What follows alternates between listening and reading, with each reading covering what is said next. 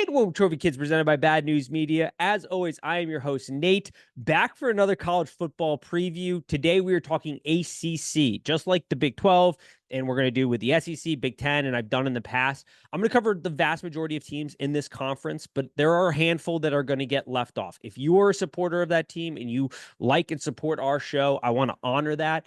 So if your team doesn't get covered and you want something on them, just leave a comment, like the post either on our YouTube page or our social page, notifying me of what team you support and what team I didn't cover that you want to hear about. And I'll put together something real quick and turn it around and get something out for you. But just in the matter of trying to save some time and make this somewhat of a digestible podcast, some teams are going to get left off. But I do apologize if that is your team and you're a supporter of this show. I want to honor that. So just let me know, and I'll get something out for you. But ACC breakdown. This is an interesting conference. Unlike the Big 12, where there were the majority of the conference could probably win the conference, I don't think that's necessarily the case here, but they do have some top tier talented teams in this conference. They have some nice middle ground teams. We're going to cover them. I'm going to start with FSU, led by Mike Norvell. 13-0 season last season. They come in with an over-under of 9.5. The storyline with FSU is development. That is what Mike Norvell and his coaching staff do absolutely best, and they are going to have their hands full doing that once again this season because they are going to have to replace an absolute ton of production that they do not get returning from last year's team. But they hit the portal hard. They built those recruiting pipelines, and they've got some nice talent on this roster. Is this a national championship competitive team similar to last season? No, but is this a team that could win the ACC and make a playoff? Probably, maybe. Let's talk about it. DJU comes in at quarterback. I think this is a very good pickup for them. I think it fits both DJ and FSU. Mike Norvell does a phenomenal job of developing the quarterback position, and he understands and is flexible enough to adjust his offenses based to what he has on the roster for talent. So they're not going to have DJU set up there and try to tear apart a defense from a passing standpoint and run air raid offense. That's not what Florida State is going to do. But, you know, Mike Norvell in the spring, it was very apparent, and he talked about it, how he wanted to put DJU in uncomfortable positions to try to grow his skill set, to try to improve on some things that he's a little weak on. So if called upon in a certain game situation, he has a better chance of succeeding, and that's fantastic. But they're going to move more to kind of heavier set offense. It's going to be a lot of play action when they do ask him to pass. He's going to be a threat here. I think this will be a good position for him. I think he's going to be a very solid quarterback for them. But the end of the day, this is a team that is going to look to try to utilize its speed on the outside. Mike Norvell is all about playmakers making plays. That's sort of his tagline. He wants guys out open in space. And then they're going to lean very heavily on this running back room. You lose Trey Benson, which definitely hurts, but Roydell, Williams, and Holmes offer a nice kind of 1-2 punch. Williams will probably be the more shiftier back. There are some guys in this room where they could take a hit, and I think as a fan, overall, you feel pretty comfortable. The question really is going to be at wide receiver and tight end, who can be the alpha? Who can be the guy that steps up in this room? If I'm betting, I think it's going to be Malik Benson. That will probably be the guy who kind of steps up here within the wide receiver tight end room. Kentron Porter could be a name to also watch. You know, was banged up last year, but he's shown some promise. And this is a guy they talk about with a lot of upside, high ceiling type of guy. Looks like he did a decent job so far, impressing the staff. So he's a guy to maybe look out for on there. I think, you know, last year's team was more kind of chunk plays. This year they're going to try to utilize, like I said, that speed out in space. You're going to need a guy like Carl Morlock to kind of live up to the hype in the transfer or in the tight end room. You need Landon Thomas to kind of step up, but Mike Norvell very much, I think, feels like the tight end room is pretty sound. And I think you get that from reading the tea leaves. They didn't go out into the transfer portal and go grab another guy. I think they feel good about the type of production they are going to have in that room, which will be fantastic because that's what DJU is going to need. He's going to rely on the tight ends to be a little bit of a security blanket this season. And I think that room, as long as they continue to build like they have year over year, and you get the guys like Landon Thomas, like Kyle Morlock, kind of living up to their potential, growing into the sort of projection Florida State had of these players when they went out and acquired them, then I think that the passing game, the running game will be very solid. They seem on the offensive line to be very excited about the interstate transfer, Rasheed Leonard. He's at guard. He's a nice piece. TJ Ferguson is coming in from Alabama, a guy they apparently tried to get out of high school. I was reading up on him. This was a guy that when he was in high school, they targeted. They couldn't land him, but they're kind of getting that come back home discount, I guess, on him. It didn't pan out at Alabama, so that's a nice little piece. Left tackle, Darius Washington. Can he stay healthy? I think that is going to be the biggest question mark on this offensive line. If he can stay healthy, they feel very confident that this is the best offensive line they've had at their time during the Mike Norvell regime. But that is a very key part to it, is his health, and he is yet to really kind of stay healthy. So we'll see. Defensively, Patrick Payton and Joshua Farmer, they combined for 12 sacks, more than 20 tackles for loss. That's a nice piece on your defensive line coming back. Marvin Jones Jr. Is an impact player, I think, for them. He might end up being the best guy on the line. The secondary, they went out and they got the UVA transfer who was solid in ACC play last season. We'll see. I think what I am banking on here is, as long as Mike Norvell and his staff do what they have seemingly done virtually every season, and that is build upon the previous season. They're not going to be able to build upon it in the same way as, should have been in the playoffs, national contender hope without the injury last season to Jordan Travis. I do think that they can be in the conversation for an ACC kind of championship run here. It'll be interesting. The defense is maybe where I'm a little bit more concerned. I think offensively, they'll be just fine. Defensively, we're going to have to see, can the defensive line gel quickly and get going? What does the secondary developmentally continue to look like? I think if your expectation as a Florida State fan is this is a season where we're not expecting to win a national championship, we're looking for a bridge year, we just want to be in the mix for an ACC championship and maybe backdooring into the playoff, I think this roster, the way it's currently constructed, the coaching staff, all that, that's a fair expectation and one that is very achievable. If your expectation is we're winning the ACC, we're going to make a deep playoff run, you're going to be disappointed, I think, in this year's outcome. But I think long-term, once again, Mike Norvell has built this the right way, that this is a sustainable program. The high school routes are really strong. They have nailed the transfer portal process. Like this, Mike Norvell and his staff are arguably the best in identifying guys in the portal, getting them in, and maximizing their potential. They've done that now year over year. And so there's a proven track record there. This is a year where they were kind of all in last year. They didn't achieve the goal due to an unfortunate injury and then kind of getting screwed out of the playoffs because that defense was absolutely phenomenal. It would have been awesome to maybe see from a betting standpoint and just what they could have done defensively, because it was one of the better defenses in the country. This is sort of a bridge gap year now. When you go all in one year, the next year you may not be at the same level, but you're still, you have the proof of concept. You've got some nice pieces here. You can be a really competitive, really fun team when you're renovating that stadium. And the future looks bright, but the expectations should be managed a little bit. From Florida State, we go to Blacksburg, Virginia to talk Virginia Tech football. Brent Pry and crew are back. Over under sitting at about 7.5. 8, depending on where you were looking at. This is why it's important to line shop. This is a football team already starting to get same dark horse money. If you are subscribed to our YouTube channel, you've already gotten a preview of what this breakdown is going to look like and a bet I've already placed on the Virginia Tech Hokies. But let's get into them, because this is a program that had a tough time transitioning from the Frank Beamer era. Justin Fuente did a really bad job of managing this program and sort of destroyed some of the pipelines that have been built.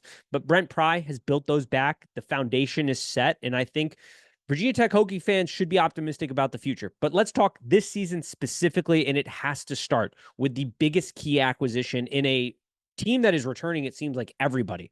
11 offensive guys, 9 defensive guys, both kicker and punter are returning. But the key piece, Kyron Drones returns at quarterback. This is huge for the Hokies. The fact that they could get him to return and he did not slip through their fingers for a bigger deal at another program was massive. This was the guy's second last year in passing efficiency. Once he took over and sort of figured out the offense, you started to see the wheels turn. He takes over the reins mid-season. This is a guy who came and transferred in late. And I think that is why we saw an offense that was a little bit more predictable.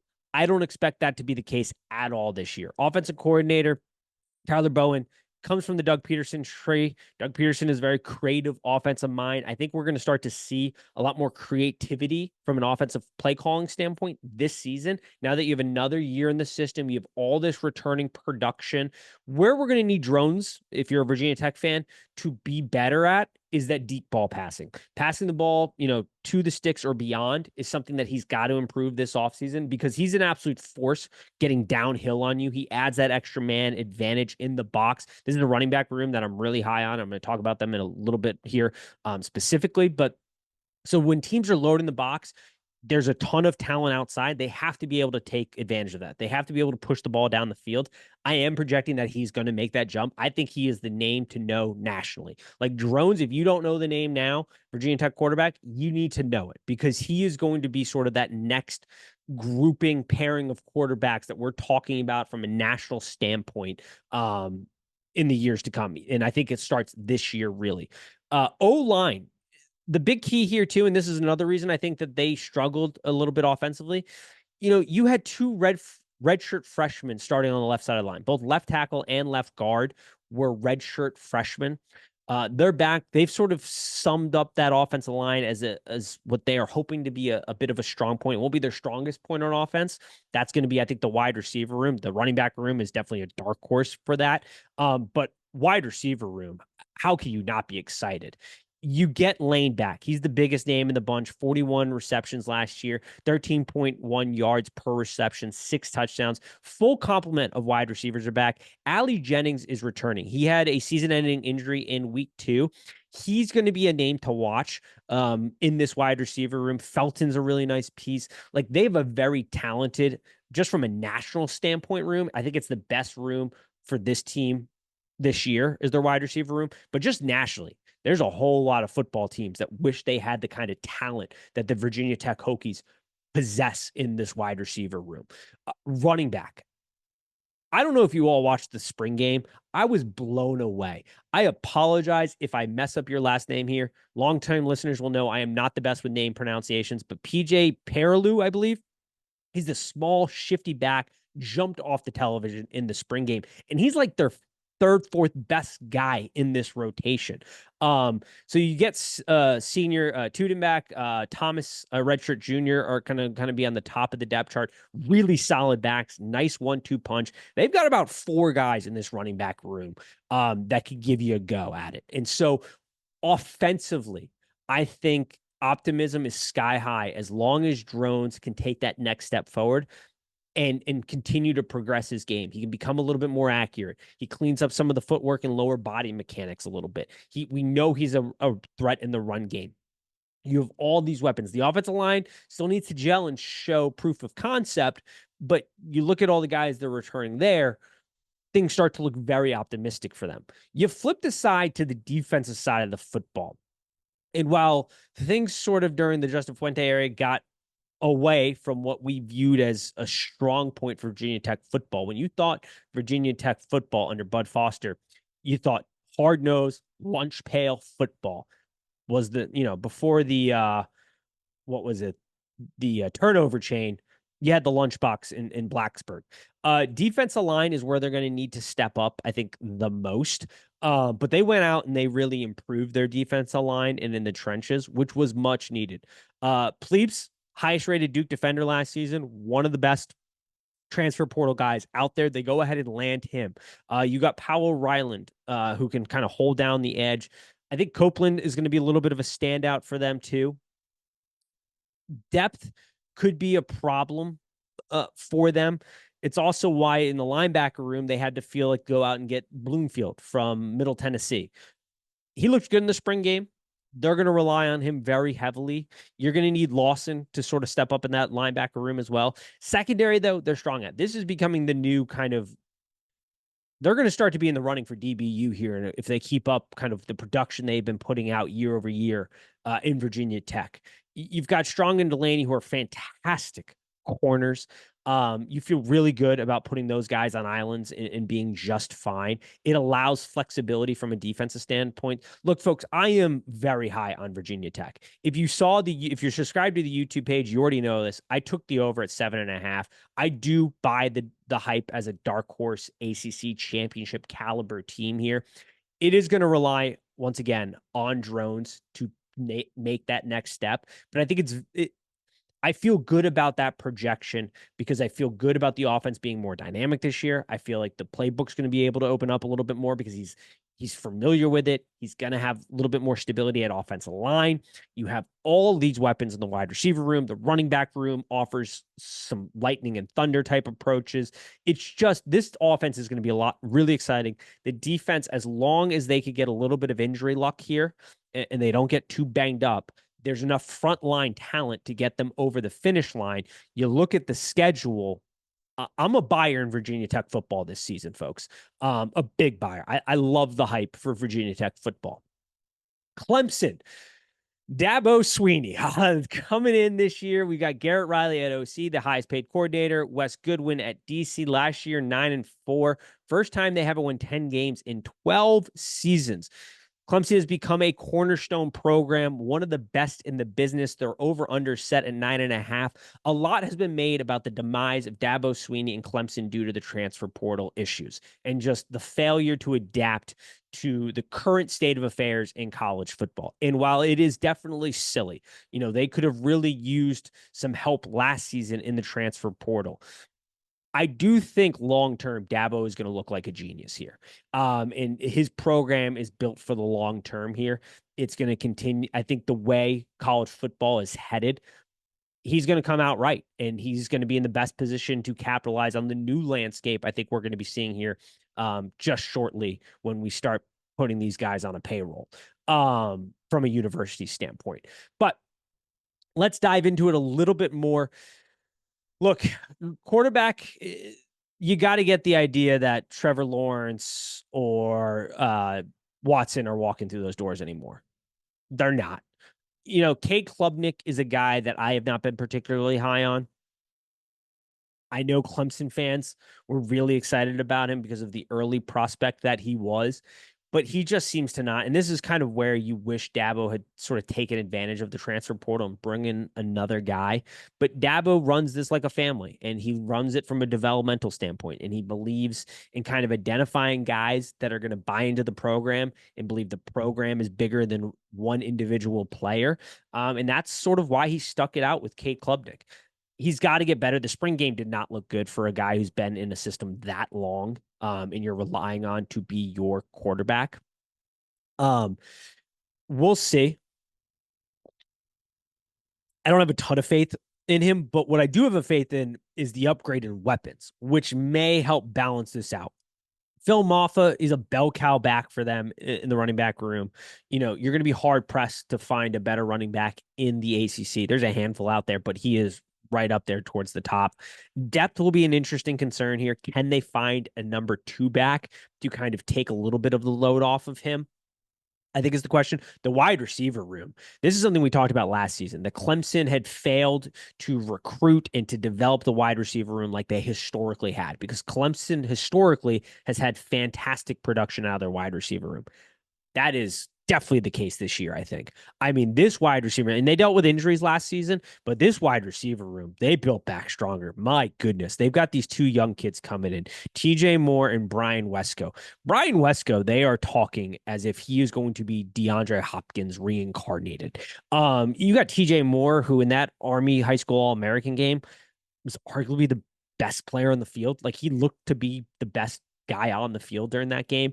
Like, you have to be overly excited about what this wide receiver room brings to the table. If Antonio or Antoine Williams can be healthy, that's a nice little piece too. I think the guy that maybe we're not talking enough about in Clemson is Jake Briggenstool at tight end. I think he's a great option in the pass game. He could be a little bit of a security blanket for Cade Klubnik, but I think overall, as a Clemson fan, you have to be absolutely ecstatic about what Dabo has gone out and done from a recruiting standpoint for the wide receiver room, and finally getting that back up to the standard that Clemson football has been almost built on at this point. Offensive line, Blake Miller is back. Center, you've got question marks, but Matt Luke's a really good offensive line coach. So their floor is higher than most that would be in their position. This is another area where, like, the failures to take advantage of the transfer portal are capping your ceiling early. But Matt Luke does a good job of setting the floor high as an offensive line coach. So as long as you can get decent production out of your offensive line, the weapons you have, I think there is an upgrade to Clemson's offense compared to last year. How big of an upgrade?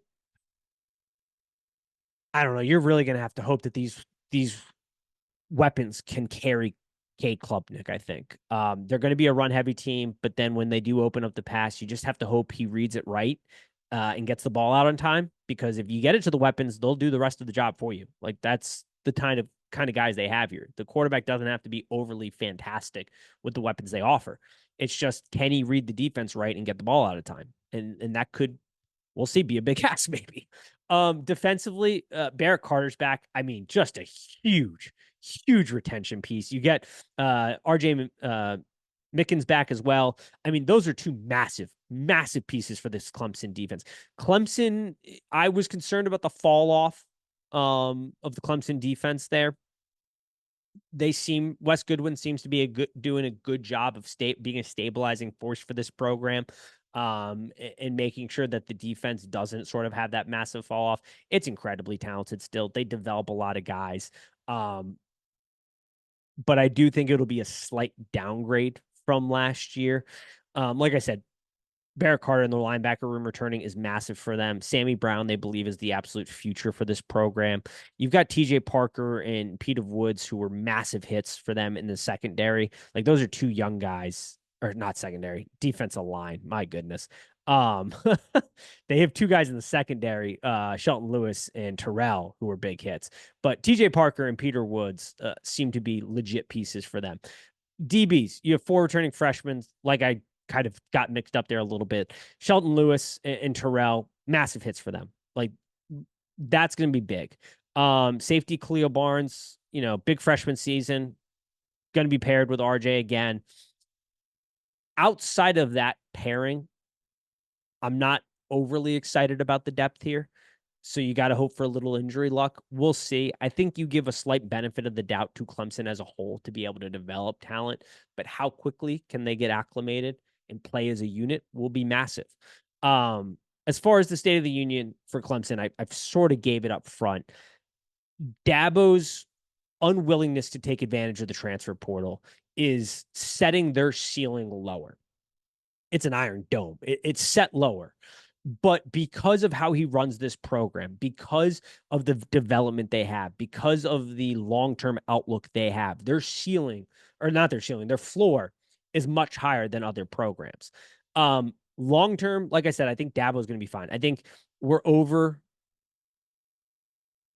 over-exaggerating the downfall of Clemson long-term, I think, because I do think we're going to start to see pretty shortly here in the coming years college football moving to more of a salary-based thing. And Dabo's going to come out looking like a genius if that happens. And his program is going to be in the best shape to capitalize off that. And Clemson's going to keep rolling on. So I think long-term, they're going to be fine. I think just short term, you're going to run into some frustrations because there's a lot of talent on the roster and you don't see the maximized potential because you fail to acquire just a handful of guys in the transfer portal. Like offensive line's a great example of this, where I don't think you need to be transfer portal heavy, but an offensive line is expensive, but just getting that one guy or the two guys, spending your money there and just bringing them in and maybe another, depth piece at quarterback to add a little competition, that goes a long way. Like Clemson's inability to just identify that you don't have to be a Colorado. You don't have to be a team that has massive turnover in the portal, but just identifying 4 to 5 guys a portal class that are towards the upper end, spending your money there could go a long way to clog just tiny holes that elevate that ceiling.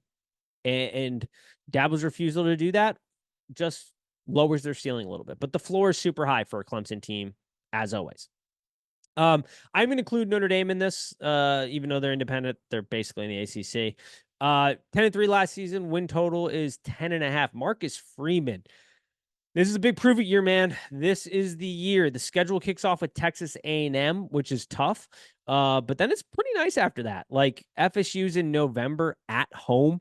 Louisville's at home.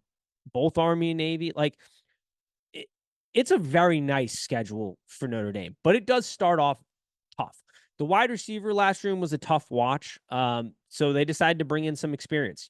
They bring in Bo Collins from Clemson, Jade Harrison from Marshall, great kick return guy who's going to be able to play slot and give them some versatility there. You get Chris Mitchell from FIU. You have returner in Jaden Greathouse, who was a nice weapon. Like he looks like he could be a very solid piece long term for them. Has some good potential from a growth standpoint. Jordan needs to kind of progress a little bit. Dual athlete in both lacrosse and football. There's athletic ability there. He's got to firm up the hands a little bit more. Quarterback, Riley Leonard's interesting. You definitely took a waiver here. And this is where it can get a little uneasy if you're a Notre Dame fan, because Riley Leonard, he's a slippery quarterback. He adds that extra man advantage. But he's not the type of passer I think you're expecting he's going to be. And if the injuries prevent him from being that mobile guy who can elude pressure really well, be that extra man advantage in the box threat, that transfer doesn't look as good as it initially was. The name suggests.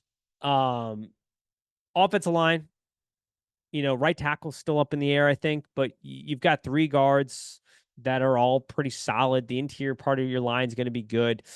Defense, I think this could be a top 10 type defense. I think there's a lot of reason to be very optimistic. This is where Marcus Freeman makes his big bucks. And this is where they're going to have to be really good again this season, is on the defensive side of the football. Howard Cross and Riley Mills are there. You got Jack Kisner in his 20th season of football. Really smart, good linebacker for them. Xavier Watts is back in the secondary. He's going to be paired with Rob Hurd from Northwestern, who's really solid. You got Benjamin Morris, and you brought in Ryan Clark's son, Jordan Clark, to kind of play nickel. So I think defensively, this is a top 10 defense by the end of the season. And they're going to have to be if Riley Leonard and the offense can't kind of get things figured out from that standpoint. All right, from Notre Dame, we move to Cal. Justin Wilcox comes into this season with a win total of 6.5. This will be interesting. The Cal Bears are going to have a fun time in the ACC with their travel alone. Mike Bolsch, which I apologize if I messed up your last name there, but like I said earlier, not the best with names. He is a very, I think, good coordinator to have for this type of season, because you don't have your quarterback battle figured out yet. Mendoza and Rogers seem to still be battling out. Mendoza, kind of can struggle under pressure and puts the ball into danger a lot. Rogers apparently has been showing surprisingly well. They were pleasantly surprised with his ability to come in and grasp concepts pretty quickly. And so that's a battle that's going into fall camp. But the reason I say Mike Bloch is a nice coordinator to have is because of his ability to strengthen your run game and O-line. You've got Jaden Ott. He's the do-it-all back. He literally can do it all. You don't have a ton behind him, but he's fantastic to lean on. Wide receiver, tight end, they keep talking about the speed in the room.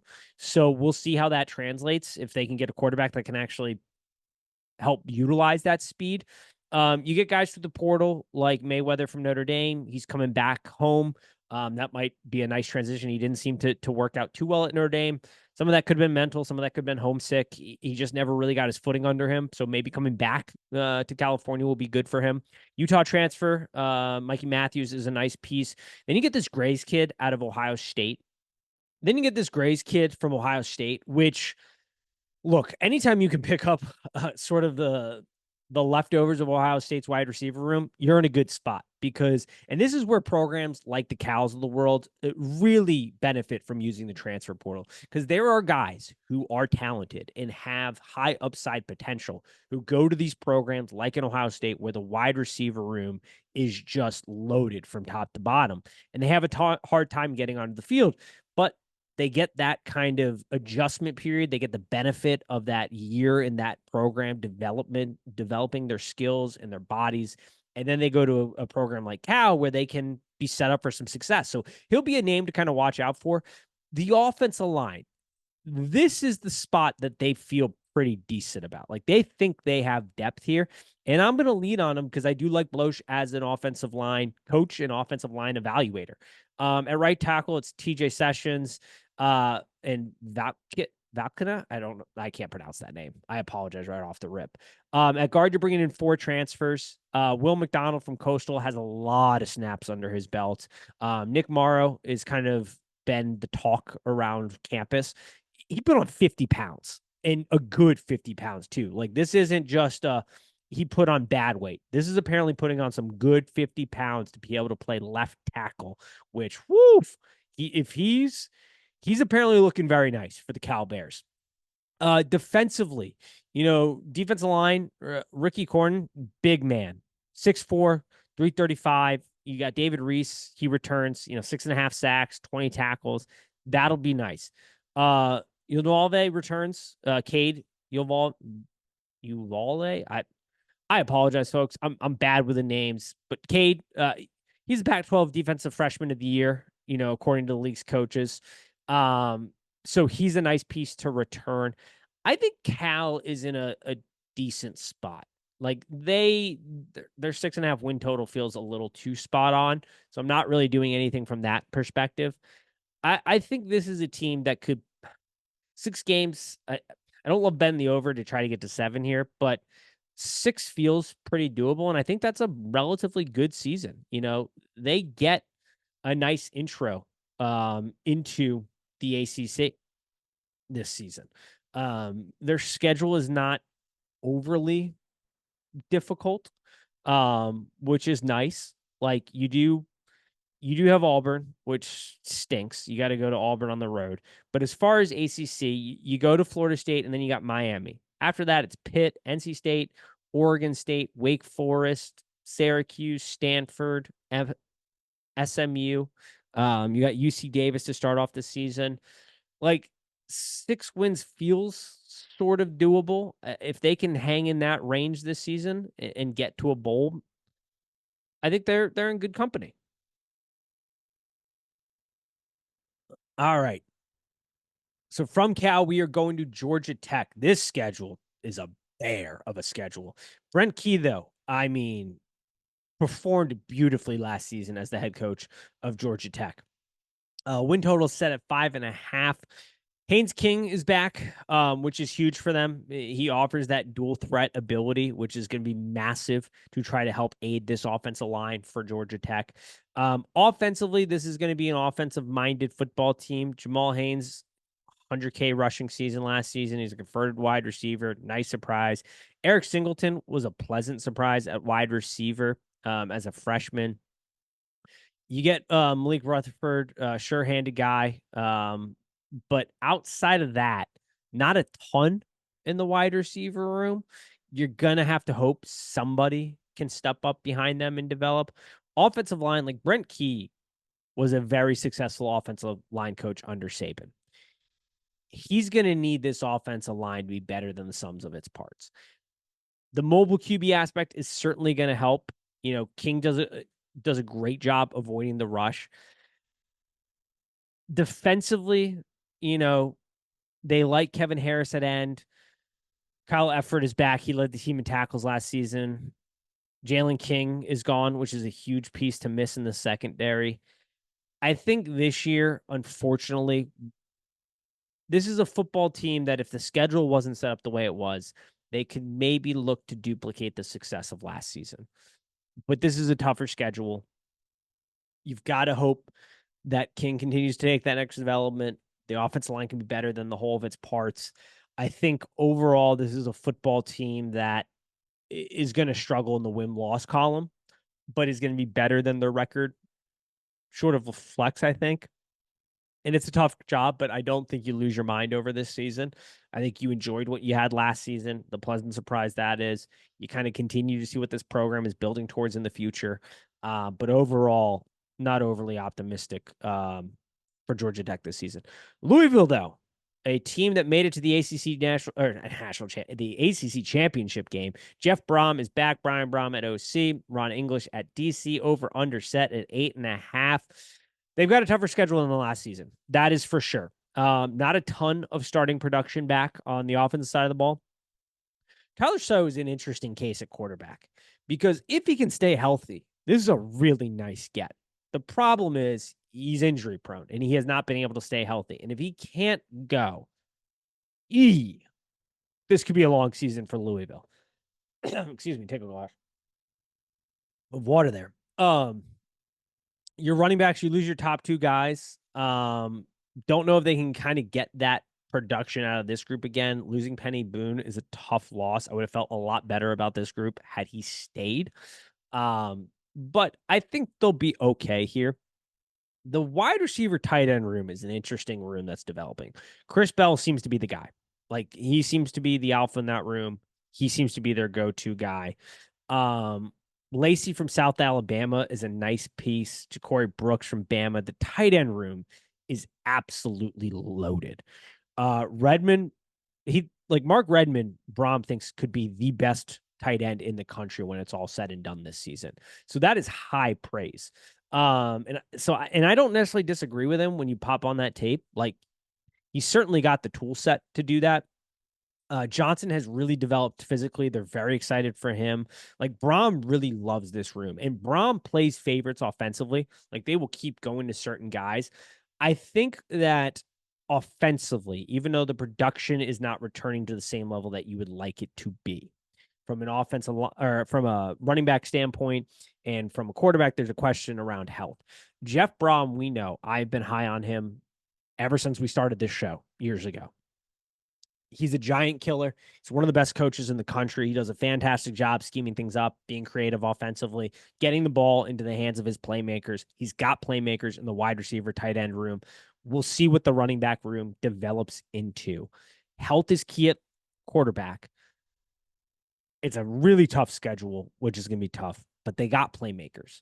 Defensively, this is why I love Jeff Brom and his staff and Ron English. Is the defense is adaptable. Like, this is not a coaching staff that says we're going to do this scheme this way every single year, no matter what. They take stock of what they have and they play to the strengths the best they can. It's why I love his coaching philosophies and his coaching staffs he puts together. And that's what they're going to have defensively this year. Like, they're going to have to be adaptable here. Ashton Gillette gets pressure, can play the run. They're going to lean on him on the defensive line. Mason doesn't waste a whole lot of movement. He's very efficient, can get after it. Fantastic player, I think, for them there. The interesting pickup here, and a piece that I think they're going to have to hope develops to give them a little bit more depth and that extra guy, is Thor Griffin out of Harvard. Very productive at his season at Harvard. He's making the jump to big boy football here.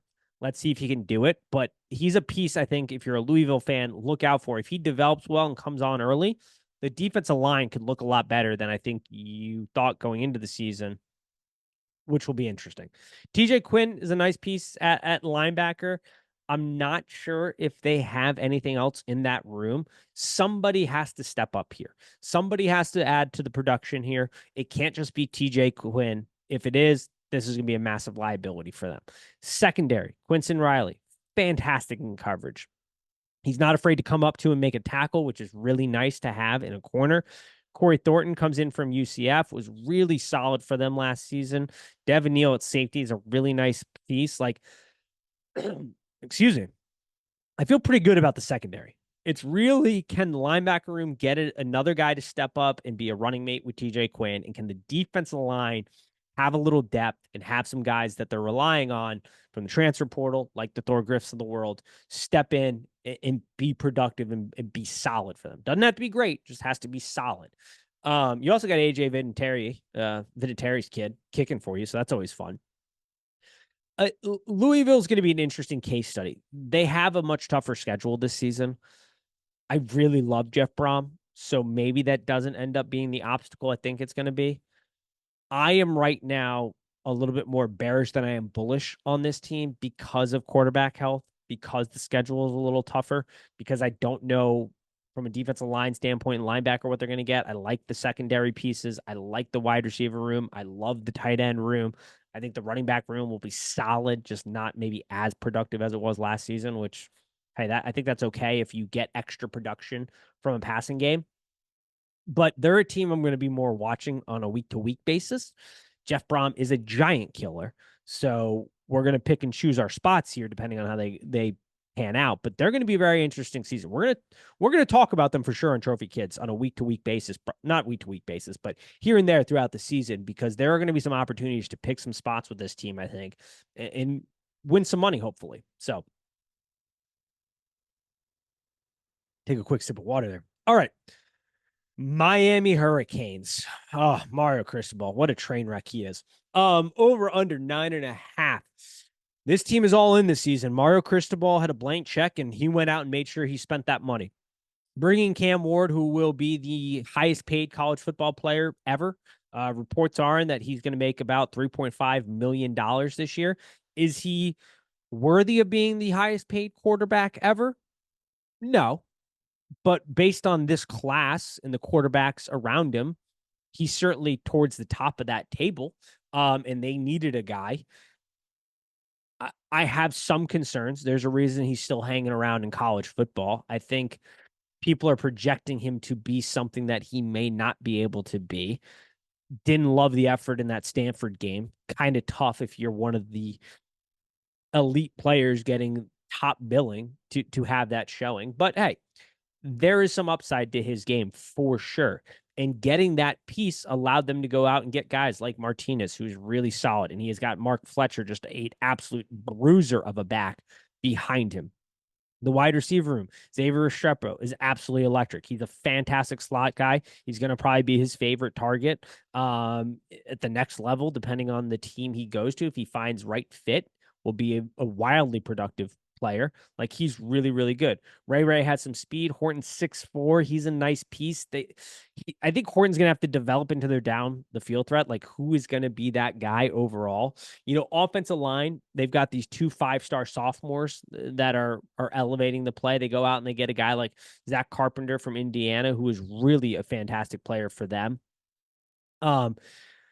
Defensively, it's going to be a decent unit, I think. Ruben Bain was great as a freshman. I think the linebacker room is really solid.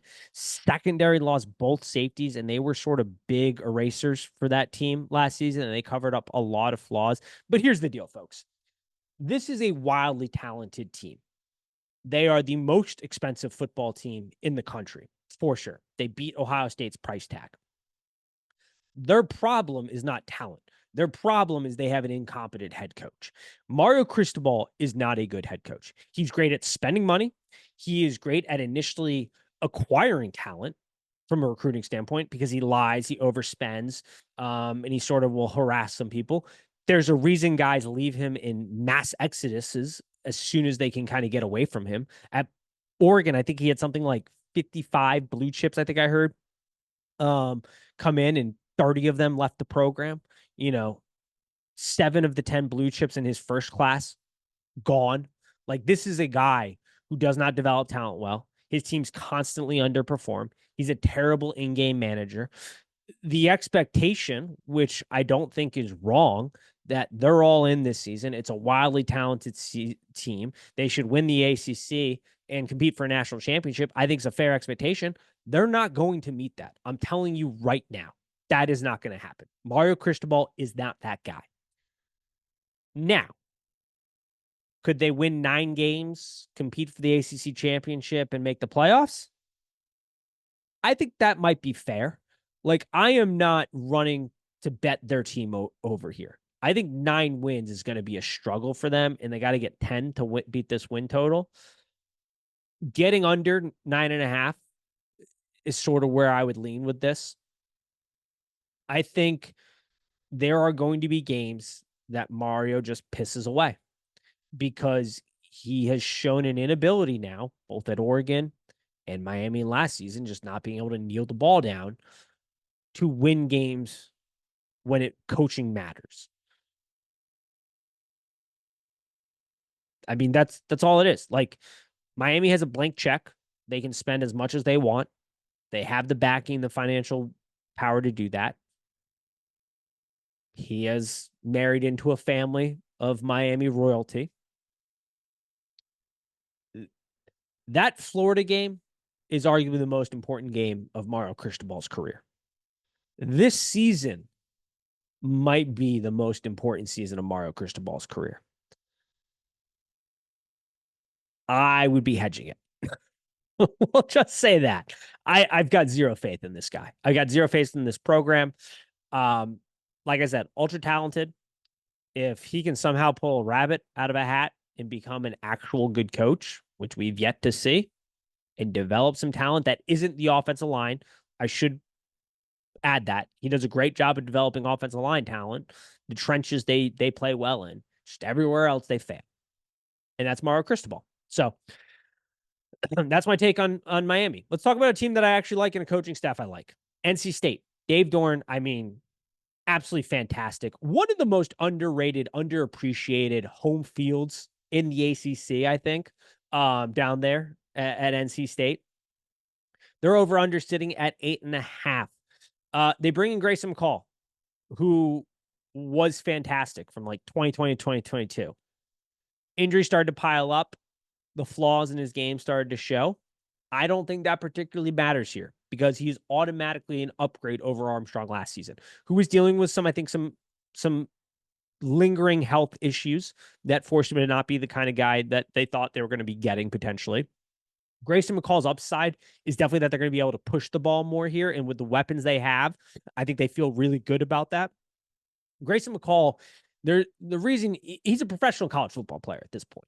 Like, he is a professional in a college atmosphere. The reason he's not in the NFL is because he doesn't necessarily have the arm strength to push the ball into tight windows. His mechanics and lower body stuff is a little messy at times, but he approaches this as a professional. He can push the ball down the field well. So while the arm strength isn't there for fitting it, throwing it on a rope into a tight window, it is there for passing the ball to the sticks or further. He's one of the most efficient quarterbacks there is in college football. And so that's the upside here. That's a reason to be optimistic if you're an NC State fan. Jordan Waters, I think, is an underappreciated running back in this running back class. Comes in from Duke, 5.4 yards per carry. Absolutely fantastic. The wide receiver tight end room. Kevin Concepcion was a really nice surprise for them last season. That was a huge win for their collective. Like, the collective came in and saved that for them and got him to return this season. Massive. Noah Rogers comes in from Ohio State. That's a big get. Like I said, and NC State's a program where if you can get a guy like Noah Rogers, who just couldn't really find the field at Ohio State consistently in that wide receiver room, but still is very talented, it's going to be an attribute for you. That's a good pickup. Wesley Grimes from Wake is really good. The guy I really want to talk about for NC State is Justin Jolly at tight end. I think this is the surprise of this team. I think we're going to be, national media will be talking about him mid to late season. He is fantastic. And I think he gets overlooked because he's coming from UConn, which is not a good football program, but he's a fantastic player. He had the most missed tackles for a tight end last season, more than Brock Bowers. He makes guys miss an open space. He's fantastic. He's got strong hands, really good catch radius. He does a great job with contested balls and going up and winning that battle. He's going to be fantastic for Grayson McCall in this offense. Like I am sitting here telling you right now, Justin Jolly is the name I think to watch and the player to be really excited about if you're an NC State fan, and if you're a national, just college football fan.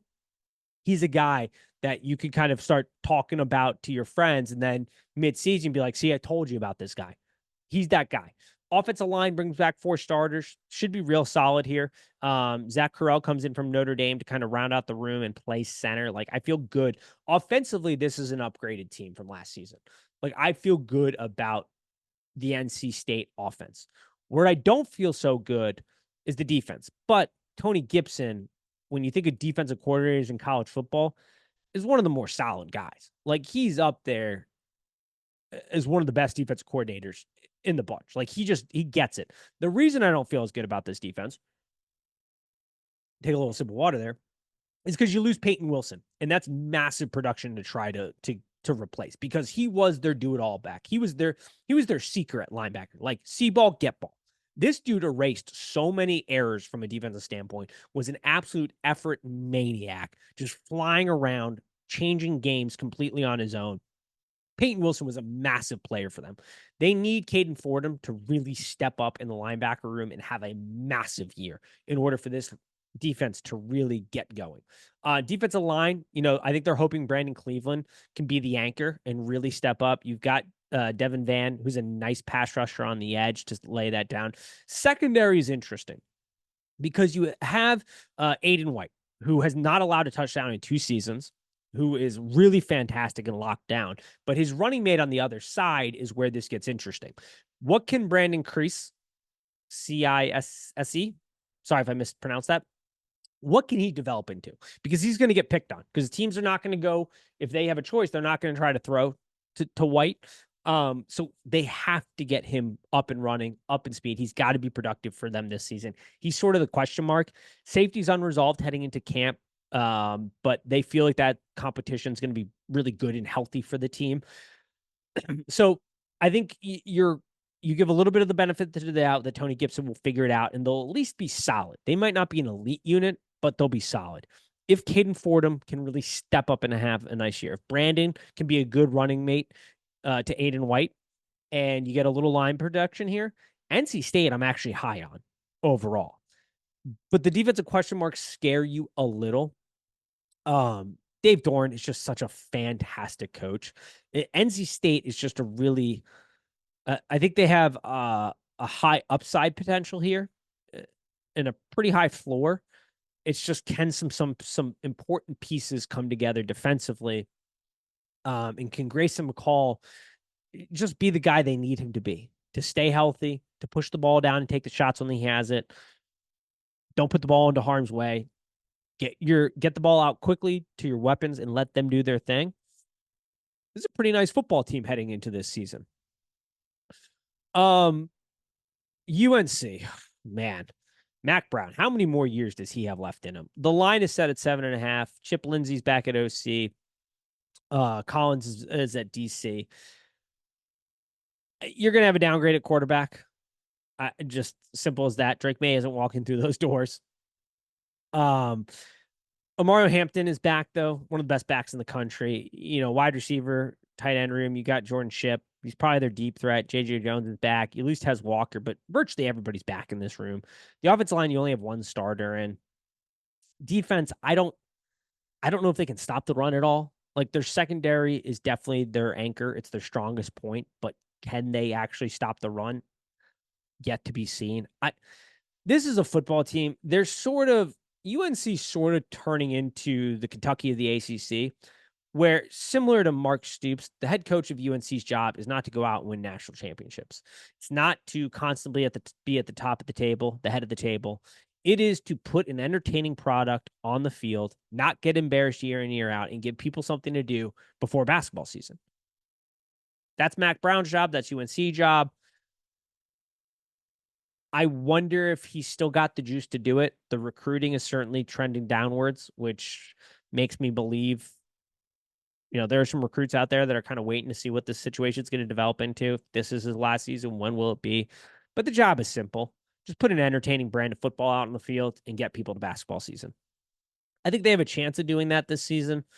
They've got some nice weapons and some skilled players. They've got a nice secondary, but can the defense stop the run?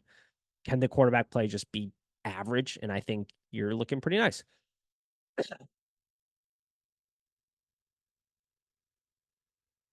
All right, from UNC, we are on to Syracuse. Fran Brown's first year comes in with OC Jeff Nix. DC is Elijah Robinson, over under 7.5. Babers is out. I love Babers. The Trophy kids love him. Who's very profitable for us. But Syracuse is one of the hardest jobs in the country, and they were looking to make a change. And Fran Brown comes in. From a recruiting standpoint, I think that's the coach you need to go get, because it is hard to recruit at Syracuse. I think right off the rip, this Syracuse team has interesting potential to make some noise. I don't think they're winning the conference, but their schedule is nice. No Florida State, no Clemson. Their non-conference is super nice. They got a chance to ease into this. You automatically have an upgrade at quarterback because you had a tight end playing quarterback last season due to some injuries. Kyle McCord comes in, not the strongest arm. Talked about it a lot at Ohio State, but he's extremely accurate. And when there's good blocking up front, he makes a good read, gets the ball out to where it needs to be. His arm strength is only really a concern down in the red zone.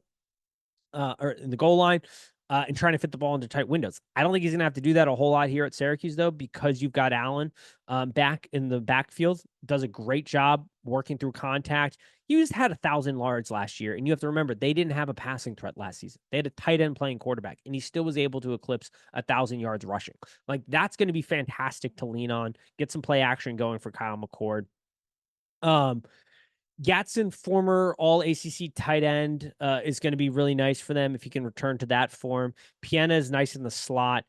The O-line brought in some pieces to kind of shore out the tackle spot. The interior part of that line is nice. Defensive side, they went into the portal and they got Diggs from Texas A&M. Really nice piece. They got Deion Wilson at defensive tackle, Hastings from Alabama. Like, these were nice pieces to really shore up that defensive line and have something. Merlo Max, I apologize on that first name, is fantastic at linebacker, plays really good. Devin Grant was a nice piece to add to the secondary. Deuce Chestnut wasn't good at LSU, but he's definitely good enough to play at Syracuse. And like, this is what Syracuse has to do. Similar to some other ACC teams. It's go into the portal and find those guys who just weren't good enough to compete at these Texas A&Ms, the Alabamas, the LSUs of the world. Like, they were just on that cut line to get onto the field and be a productive star for them, but just couldn't make it, and get them to come to Syracuse. That's a massive win. And they get that with Deuce Chestnut. Like, him coming back from LSU is fantastic for them. So I think Syracuse has some opportunity to make a little noise here this season. I like them offensively. Defensively, I think they have a lot of nice parts. Like, Syracuse is a quiet program that if Fran Brown can just hit guys, like, they have to have a hit rate in the portal. They have to target guys like they did this year from bigger programs, Kyle McCords, guys from, like I said, A&M, Alabama, LSU, all that stuff that just didn't have enough to cut it at those elite schools, but will absolutely have it to cut it at Syracuse and elevate the profile of Syracuse. And I think you're doing your job, and you're off and running for Syracuse. And there's reason to be excited. To round this out, we're going to talk SMU coming into the conference. Man, talk about getting a great schedule to enter your debut season in the ACC. Win totals at 7.5. There's no Clemson, no Miami, no Virginia Tech, no NC State. Like, just fantastic. Preston Stone, if healthy, can probably be a top 5 quarterback in the ACC. The health part is a concern there. There's no like bell cow workhorse back in the running field, but they got 3 guys that can be productive. In Johnston, Wheaton, and Knighton. Wide receiver, tight end room. Tight end, RJ Maryland, probably the best player of the bunch. There's a lot of decent pieces. I don't know if they have like a singular guy. I think it's going to be kind of wide receiver by committee. The whole has to be the sum better than the sum of the part here. O-line's only got 2 starters back. They were all conference players at the American level, but you're stepping up into the ACC. So how does that transition go? We often see with these types of teams making that step up, the area that they're lacking the most is in the trenches. But on the defensive side, Elijah Roberts, he's kind of their lead here at edge. Booker JR comes over from Arkansas. Nice piece. Jonathan Jefferson struggled to get on the field at Georgia, but it's a blue chip recruit that's coming here and is going to be an immediate impact player for SMU, I think. Harvey was a really nice, solid piece that they got. Like defensive line, I feel really good about. So I think, when we talk about these teams making the jump and the trenches really suffering, offensive line wise, that may be true. We'll see. Like I said, their schedule is pretty nice, though, to kind of give them that ease and proof of concept that they can handle this level of football and start recruiting the offensive line. Defensive line, I'm not too worried about. Like, I think they're going to make the jump and just be perfectly fine and be able to compete in the trenches there. At linebacker, Colby Wilson and Maud Walker are back, which is huge. They're both very solid. They can do everything. Like, are they the elite of the elite? No, but they're solid in coverage. They're solid against the run. Like they are good, solid modern day linebackers. So to have both of them back is huge for SMU. Secondary, N'Kobe's great in coverage at the safety spot. They love this Moses kid in the spring game. Kale Sanders, probably the best that they'll get some production out of. So we'll see. They went out and they got some transfers. We'll see how it goes. I think they're going to have a nice introduction to the ACC. The question mark will be quarterback health, offensive line. We'll see how it plays. But that'll do it for the ACC podcast. Hopefully you enjoyed it. Hopefully you got some good nuggets for this upcoming season. I really love Virginia Tech. I did bet that over already. I do not like Miami's futures. I think FSU is going to have a really solid season. I think Clemson's going to be right there in the mix. This will be a fun conference. Like the top end of it's going to be a lot of fun. Sorting the middle to bottom end of this pack will be interesting. If I didn't cover your team, just shoot me a message. I'll get something out to you. I'll post something. Just let me know. But hopefully you enjoyed this. Up next will be the Big Ten. And as always, peace.